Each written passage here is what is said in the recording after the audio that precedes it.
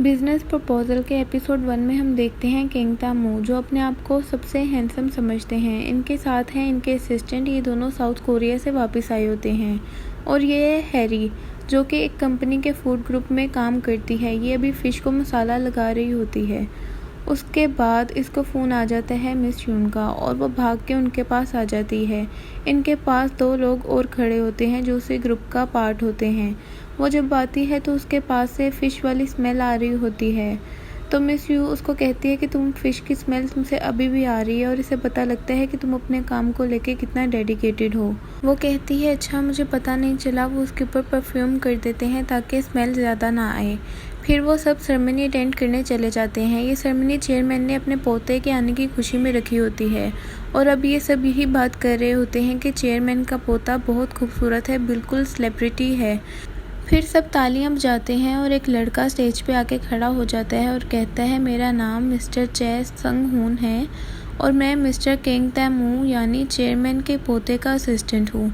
वो कहता है मिस्टर कैंग का मैसेज है, आप सबको दे देता हूँ। उन्होंने कहा है आप सबका बहुत शुक्रिया कि आपने सेरेमनी रखी, जबकि मैंने कहा था मैं नहीं आऊँगा। मैं उम्मीद करता हूँ आगे जब मिलें तो बिज़नेस मैटर के लिए मिलें, और मुझे कोई अनप्रोफेशनल और या सेरेमनी की तरह का इवेंट नहीं चाहिए, और मैं अपने आप को प्रॉपर्ली इंट्रोड्यूस जल्दी कराऊंगा। Thank you. अब ये मिस्टर पार्क, जो हॉकी ग्राउंड में अपने दोस्तों के साथ खेल रहे होते हैं, यहाँ आता है और कहता है सुना है आजकल आपकी कंपनी काफ़ी ज़्यादा ऊपर जा रही है। कहता है तुमने रूमर सुने हैं।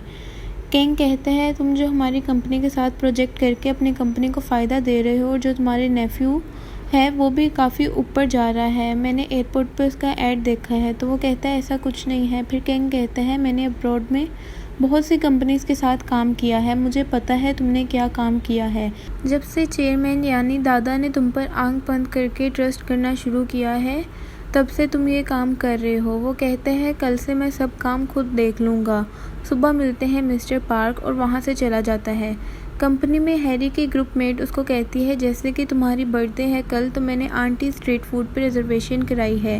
वो कहती है तुम लोगों को सिर्फ मेरी बर्थडे के लिए ये सब करने की ज़रूरत नहीं। वो कहती है हम तुम्हारे टीममेट्स हैं, फैमिली की तरह हैं। तभी उसको एक मैसेज आता है हैप्पी बर्थडे शिनहारी, क्या हम मिल सकते हैं, मेरे पास तुम्हारे लिए कुछ है। वो अपनी टीम की हेड को कहती है मैं आज रात डिनर नहीं कर सकती। वो कहती है क्यों, कोई लड़का है। हैरी कहती है आपको कैसे पता। वो कहती है तुम्हारी आंखों की स्पार्क से। हैरी ब्लश करने लग जाती है। फिर वो बाकी दोनों टीममेट्स को कहती है हमें आज रात बर्थडे गर्ल के बगैर ही सेलिब्रेशन करनी पड़ेगी। शिनहारी कहती है गाइस अगला डिनर पक्का मेरी तरफ से। फिर वो जब रास्ते में होती है तो उसको अपनी बेस्ट फ्रेंड का फ़ोन आता है। वो उसको बताती है मुझे अभी मिनवू का मैसेज आया है, वो मुझसे मिलना चाहता है। वो कहती है वैसे हैरी उसको किसी की बर्थडे याद नहीं रहती, बड़ी अजीब बात है। हैरी की दोस्त कहती है हो सकता है जो नेकलेस हमने उसके रेस्टोरेंट में देखा था वो तुम्हारे लिए ही लेकर रखा हो। हैरी ये सुनकर खुश हो जाती है, और उसके बाद वो उस होटल में चले जाती है जहाँ पर मिनू उसका वेट कर रहा होता है। दूसरी तरफ हम देखते हैं किंग अपने चेयरमैन दादा के पास आ जाता है, और ये 3 उसके असिस्टेंट मिस्टर चे भी चलते हुए बात कर रहे होते हैं। उसका दादा कहता है तुम अपने आप को ज़्यादा ही स्मार्ट समझते हो। वो कहता है आपको अब पता लगा है आज तक मेरा कोई भी प्रोजेक्ट रिजेक्ट नहीं हुआ, इवन कि मेरा किमची प्रोजेक्ट भी अभी हिट पे है। वो कहता है ये तो मैंने भी तुम्हारे लिए एक प्रोजेक्ट का सोचा है। किंग कहता है कौन सा। उसका दादा कहता है मैरिज।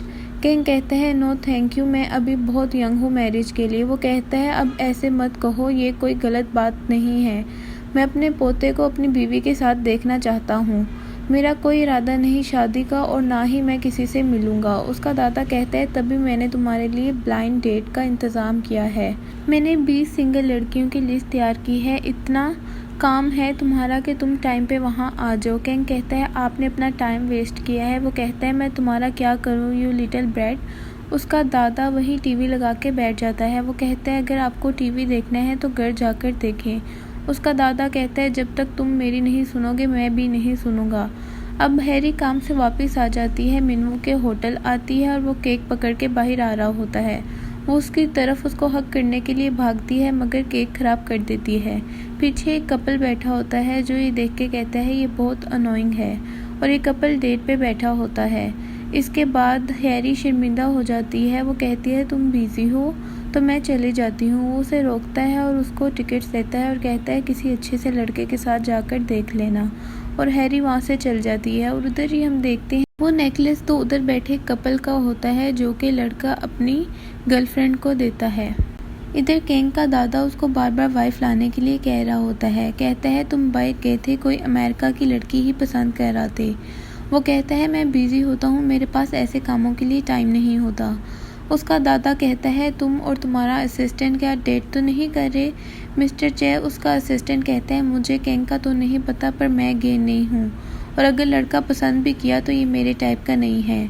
यहाँ शिनहारी के अम्मा अब्बा का अपना छोटा सा होटल है जिसमें अभी वो सब काम कर रहे होते हैं।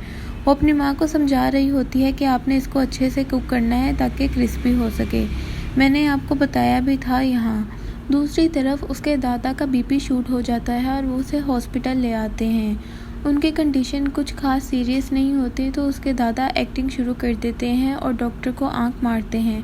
वो समझ जाता है और कहता है इन्हें बहुत ज़्यादा मसला है। तो केंग कहता है आप बिल्कुल ठीक हैं, बस कर दें ये एक्टिंग। वो कहता है अगर आप यहाँ पर हैं तो अपना फुल चेकअप करवा आएँ, मैं जा रहा हूँ। हैरी अपनी शॉप में लगी होती है सारा दिन। उसके अम्मा बाप भी हैरान हो रहे होते हैं कि इसने कोई सेलिब्रेशन नहीं करने जाना। फिर बाहर से आवाज़ें आती हैं तो वो सब बाहर आ जाते हैं। हैरी का भाई एक आदमी से लड़ रहा होता है, ये फ़िश है, हम चिकन का काम करते हैं। उसकी अम्मा भी गुस्सा करने लग जाती हैं, ये फ़िश है, हम चिकन सेल करते हैं, ये ले जाओ। वो नहीं मानता और गुस्सा आता है इन सबको और वो उठा के हैरी डब्बा उसके सर पे मारती है। वो गिर जाता है। उसकी अम्मा कहती हैं अब सब अंदर चले जाओ। फिर वो सब घर में आ जाते हैं। उसकी अम्मा कहती हैं ये तो सब के सब ही जल्दी गुस्से में आ जाते हैं। हैरी कहती है आपसे ये गुस्सा हम में आया है। उसकी अम्मा को गुस्सा आ जाता है और वो दोनों बच्चों को मारने लग जाती है। हैरी उठ के अपने रूम में आ जाती है और कहती है मेरी बर्थडे वाले दिन भी मुझे आप मार रही हैं। हैरी सारे दिन के सोच के उदास होती है, फिर अपने बेड पे लेट जाती है। सुबह केंग ब्रेकफास्ट पे अपने दादा से बात कर रहा होता है। उसका दादा कहते हैं मुझे पता चला है पार्क का। वो उसे कहता है कि मैं उसे फायर कर दूंगा।